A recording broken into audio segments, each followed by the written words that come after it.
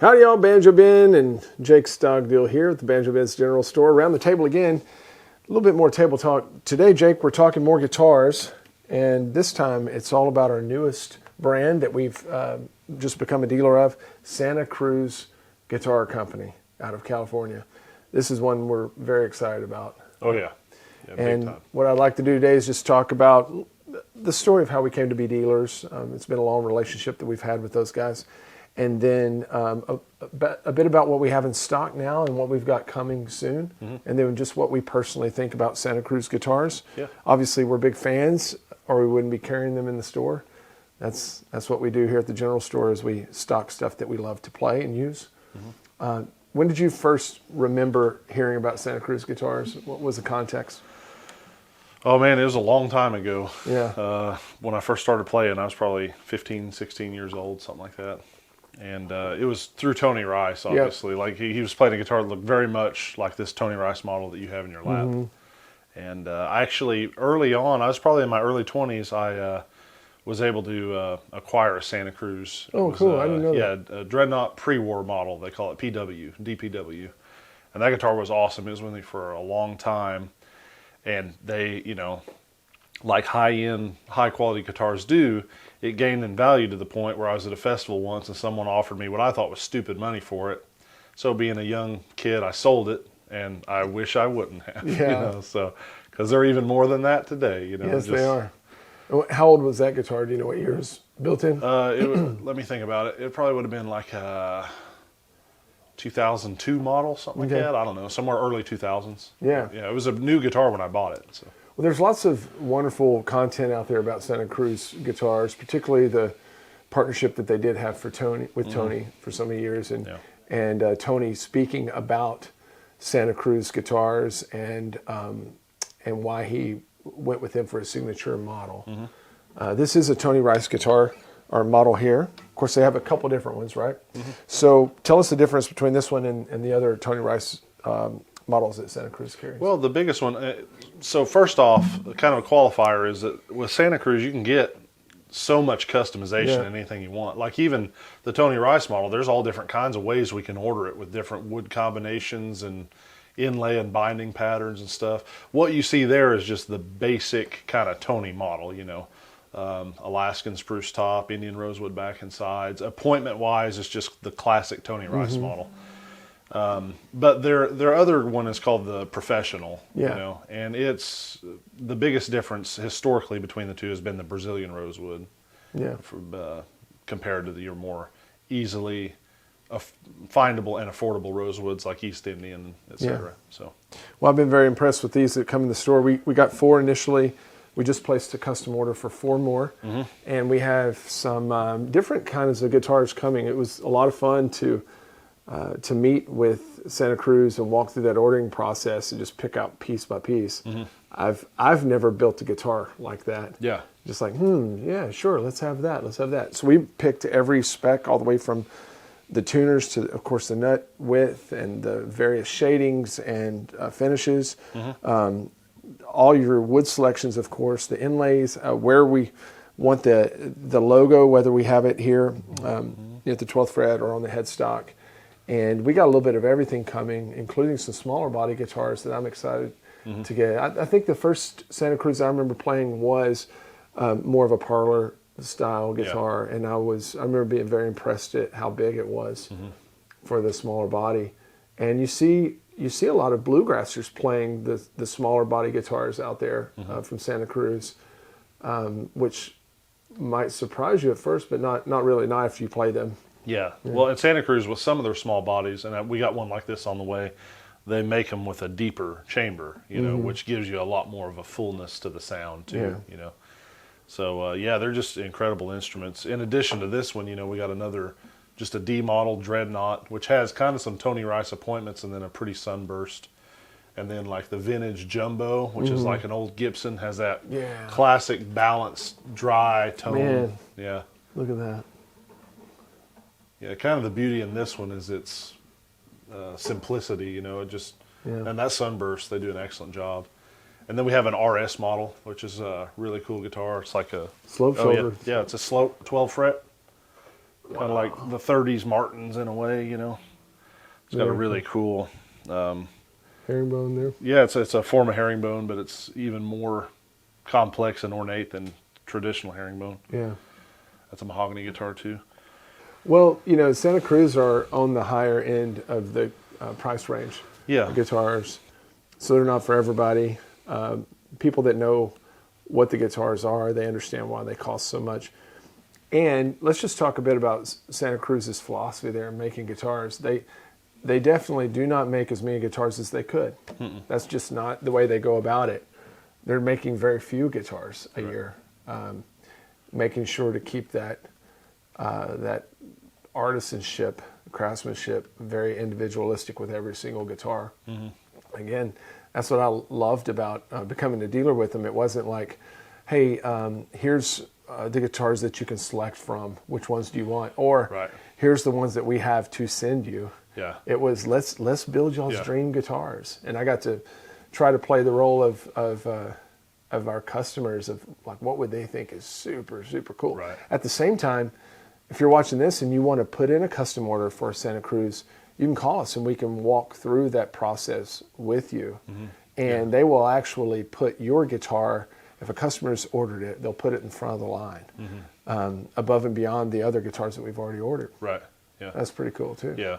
Yeah, and it is their whole commitment to super high-end craftsmanship. Yeah. They would actually prefer to build each specific guitar for each specific customer as opposed to having just a bunch of generic Model X out there, you know. Yeah. Which is a nice contrast. I've dealt with other high-end guitar companies before in the past where, you know, you have to order X amount of dollars of guitars per year and you have to order X amount from certain lines, you know. And whenever we were going through this with Santa Cruz, you know, we're mainly a bluegrass store, and so we were a little more dreadnought heavy, and we did get some smaller body things coming, which I think is going to be really cool. But we, you know, ratio-wise, we had more on the dreadnought size because that's more our customer base. And they were super stoked about that, you know. So they were like, yeah, let's build you what you guys are good at and what you're into and what your people come to you for, you know. They didn't begrudge us and bully us into carrying other models that we may not, you know, have the customer base for as much, you know. And Santa Cruz doesn't have that many dealers. Right. You know, I think just a couple dozen dealers across the nation. They're very slow to expand because they don't have a lot of guitar output. And so it's just quite an honor to be considered by Santa Cruz and then chosen to be a dealer for them. We look forward to representing them in the years coming, the years ahead, and hopefully get you a custom Santa Cruz if that's the direction that you're wanting to go. What do you think, Jake, sets Santa Cruz apart from other guitar makers? Like, what gives them their identity? It's a number of things. Craftsmanship wise, just their top marks. I mean, like you can't hardly find fault with anything. Or, I mean, of all these we've gotten so far, I literally can't find anything even very minor that I would consider like a flaw in craftsmanship or materials. Material wise, that's another thing. They're very, very good at sourcing and selecting the right materials for the right guitar. That's one thing that sets them apart from a lot of folks is their what they've stowed back for their wood selection, searching all over the world for particular cuts of wood, and then, and this has been the tradition that Richard set forth in the founding of the company. But tuning each piece of wood for that particular guitar that he's a brilliant genius guitar maker, and he's one of the best ever. And so to look at a guitar and say, this is what I want this guitar to do, this is the piece of wood that it needs, let's go find that and let's hand carve it to fit what my dream is for this guitar. And that's just a different way to go about making guitars versus here's some really nice wood, and it may be great wood, it may be Brazilian or whatever, let's cut it out, put it together, see what happens. That's just not the way that Santa Cruz goes about it. No, they're very calculative on everything they do like that. Even so much so when we were building the other 4 guitars we have coming, I noticed they had moon spruce as an option. And so moon spruce, like, this goes clean back to like the most famous old world violin makers like Stradivarius and all these kind of contemporaries. But they would only harvest the tree at a certain time of year during the lunar cycle when gravity was strongest, because the way it would pull the sap down out of the wood. And you can get a Santa Cruz guitar built with that same harvest, you know. And like they're legit about it. This isn't just smoke and mirrors. I mean, everything that they do is provable. This is what it is too, right. you know. So no, it's like that level of attention to detail. I mean, come on. That's what that's what you're getting. Lots of great guitars out there, but I think that's what sets them apart. And that's what puts them in the price range that they are. Right. Yeah. I mean, it just makes sense. So yeah, they're definitely like a lifetime heirloom quality instrument. Right. I mean, they're about as boutique as you can get in the guitar world. Yeah. But they feel great. They respond great tonally too. I mean, they have their own tonal fingerprint, you know. Yeah. Yeah, I'm loving this Tony Rice model. You know, Tony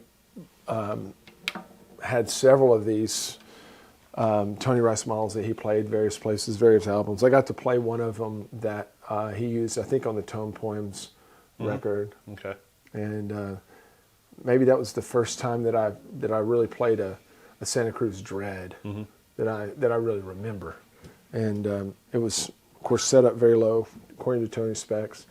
And I just remember being taken aback by that, and made an imprint on me, like, wow, what a guitar, you know. Yeah. So it's a bit surreal to be a dealer for him, to be honest, because my love for Tony's kind of attached to what I saw him play and what he knew and what he loved and the relationship that he had with Santa Cruz. And now I get to hold a Tony Rice model. Yeah. For the only time I ever saw Tony live in concert, he played half the show.